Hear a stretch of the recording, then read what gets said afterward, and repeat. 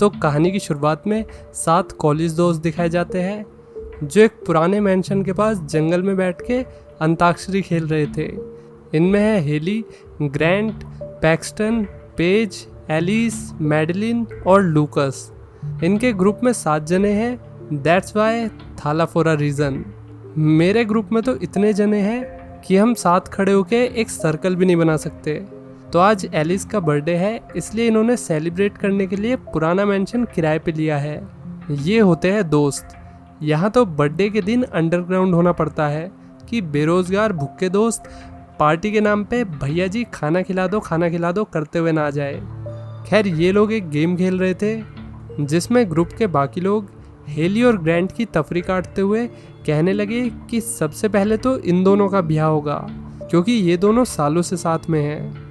हालांकि इस बात से हेली और ग्रैंट दोनों का मुंह बन गया क्योंकि इनका हाल ही में ब्रेकअप हुआ था। बेचारे ग्रैंट को वे पुराने पल याद आ गए, इसलिए वो उठ के मैंशन की तरफ चला गया। इधर हेली ने सबको बताया कि हमारा ब्रेकअप हो चुका है। लड़कियों ने ऐसे रिएक्ट किया जैसे उन्हें कितना शौक लगा हो, लेकिन अंदर से किसी को घंटा फर्क नहीं पड़ा क्योंकि हर बड़े ग्रुप की तरह इस ग्रुप में भी छोटे छोटे कई ग्रुप बने हुए थे। तो थोड़ी देर बाद ये सब मेंशन में आ गए। इनकी बियर खत्म हो चुकी थी और अब इन्हें और बियर चाहिए थी। पिछले जन्म में ऊँट थे गए लोग। रात बहुत हो चुकी थी और अब शहर से इतनी दूर कोई भी इनके लिए बियर डिलीवर करने नहीं आएगा, इसलिए पैक्सटन ने सलाह दी कि उन्हें इसी मेंशन में ढूंढना चाहिए। अगर उनकी किस्मत अच्छी रही तो उन्हें 50-100 साल पुरानी दारू मिल सकती है। अभी तक भी इनकी बॉडी पूरी तरह से डस्टबिन नहीं बनी, इसलिए पूरी कोशिश कर रहे हैं इनबिल्ट डस्टबिन बनाने की। पूरी मेहनत से इन्होंने कोना कोना तलाशा, लेकिन ना तो बियर मिली और ना ही दारू। फिर लूकस एक रूम के पास पहुंच गया जहां साइन लगा हुआ था कि बाहर ही रहो वरना मारे जाओगे, साइन में मिसिंग है। तो जैसा कि दोस्त लोग कूल बनने के लिए करते हैं वैसा ही लूकस ने भी किया और दरवाज़ा तोड़ दिया। नीचे बेसमेंट था और वहाँ पर बहुत पुराना सामान रखा हुआ था, वो भी ऐसा सामान जैसे जादू टोने के लिए इस्तेमाल होता हो।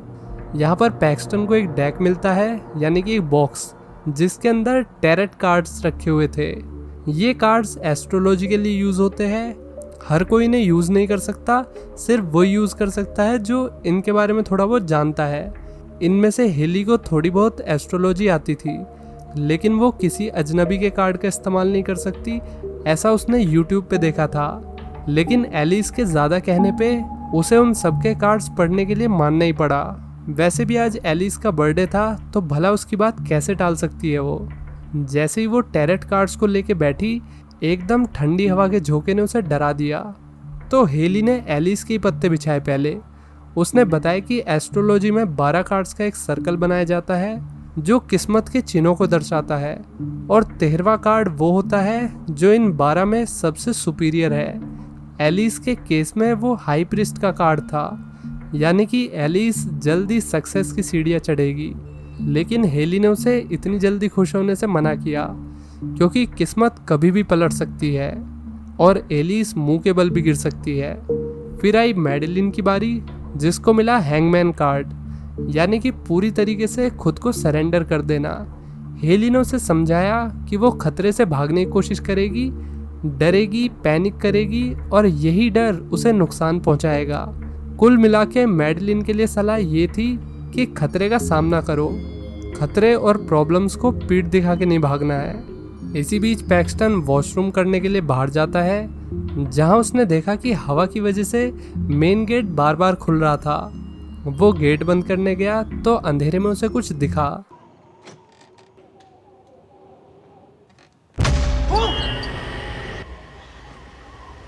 जल्दी उसे पता चला कि ये तो सिर्फ कूड़े का ढेर है।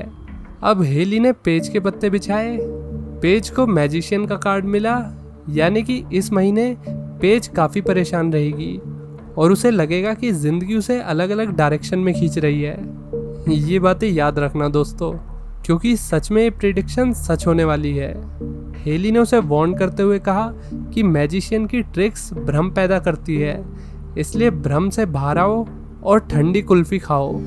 इसके बाद पैक्सटन का नंबर आया और उसे मिला फूल कार्ड, यानी कि मिस्टर फूल उसका फूल बनाएगा। लेकिन जो पहले से फूल है उसका कोई कैसे फूल बना सकता है, यही पैक्सटन सोच रहा था।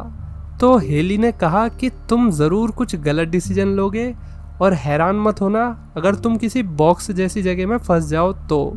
अब लूकस की बारी आई और उसे मिला हर्मिट कार्ड, यानी कि लूकस की फाइनेंशियल सिचुएशन बदलने वाली है और वो आने वाले टाइम में कुछ गलत चॉइस लेगा, इसलिए उसे जो भी करना है सोच समझ के करना है।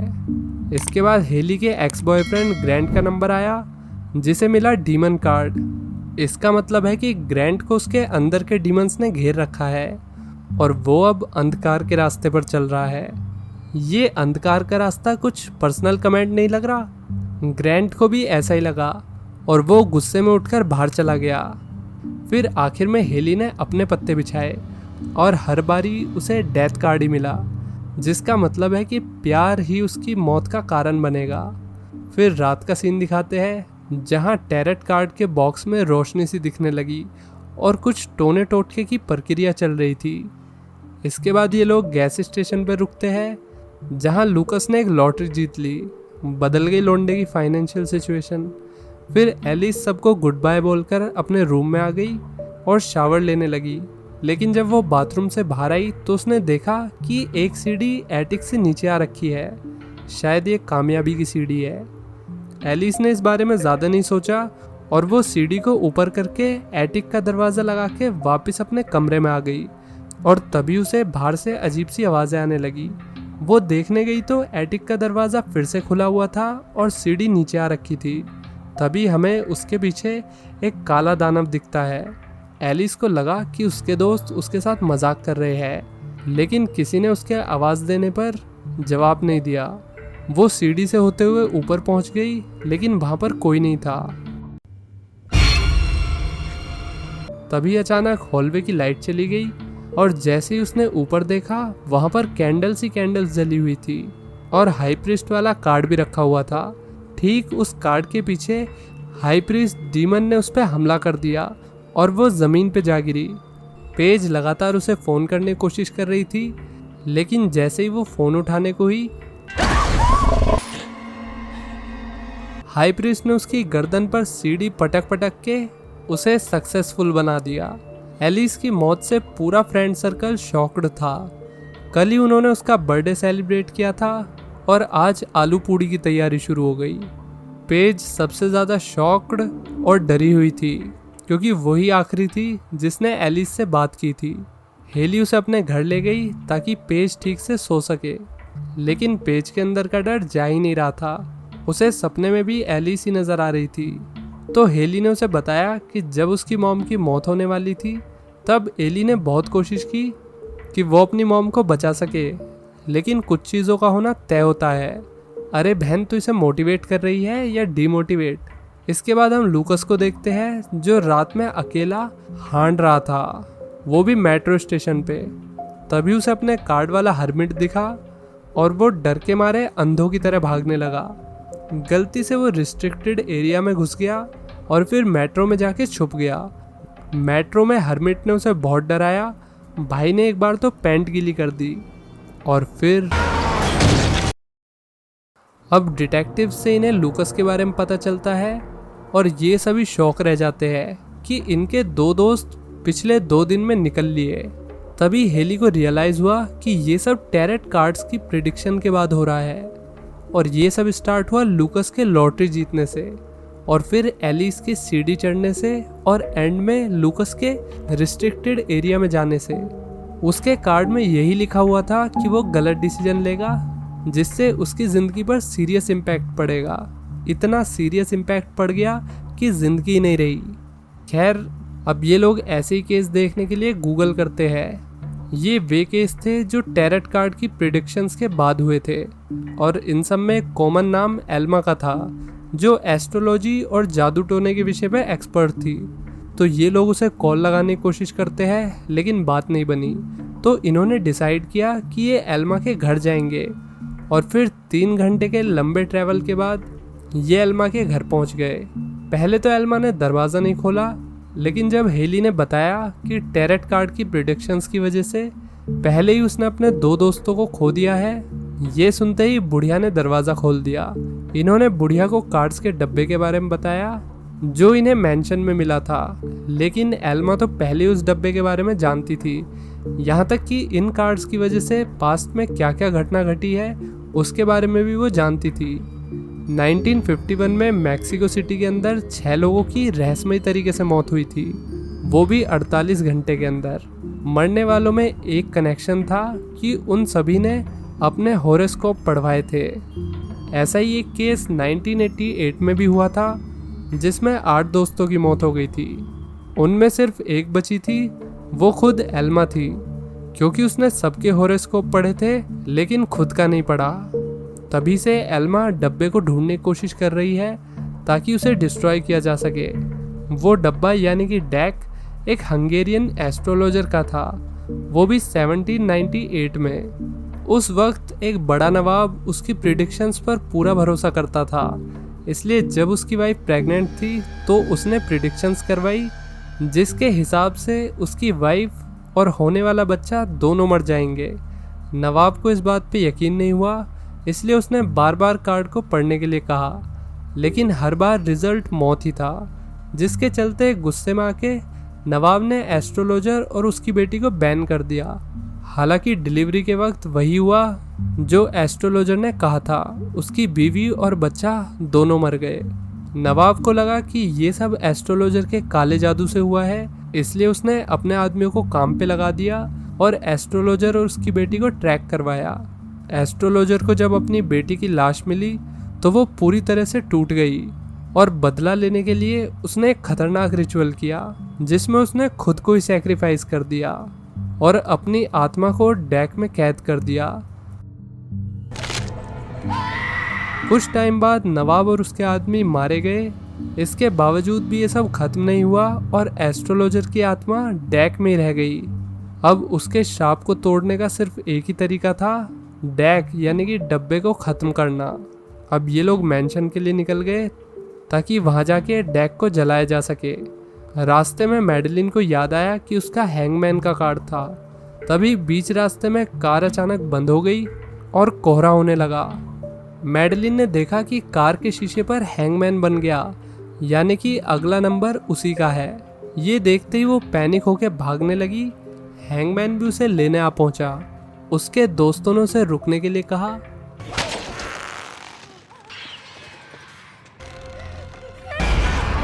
हैंगमैन ने उसे ऊपर खींच के मार डाला। मैडलिन की डेथ से सब लोग बहुत ज़्यादा डर गए और मैंशन की तरफ जाने लगे, जो यहाँ से कुछ ही दूर था। तभी पैक्सटन ने उनसे कहा कि वो रात के 2 बजे सुनसान रोड पे होने से ज़्यादा अपने रूम में सेफ फील करेगा, इसलिए वो दोस्तों के मना करने के बावजूद भी वहाँ से चला गया। फिर जब पैक्सटन घर जा रहा होता है तो उसने किसी के हंसने की आवाज़ सुनी, लेकिन जब उसने मुड़ के देखा तो वहाँ पर कोई नहीं था। डरे हुए पैक्सटन ने भागने की कोशिश की, तभी उसकी नज़र एक क्रीपी जोकर पर पड़ती है जो उसे ही देख रहा था। फिर वो अपने अपार्टमेंट की तरफ भागता है और जोकर भी उसका पीछा कर रहा था। एलिवेटर में पहुंचते ही हेली की प्रिडिक्शन उसे याद आ गई कि वो किसी बॉक्स में बंद होने वाला है। जैसे ही दरवाज़ा खुला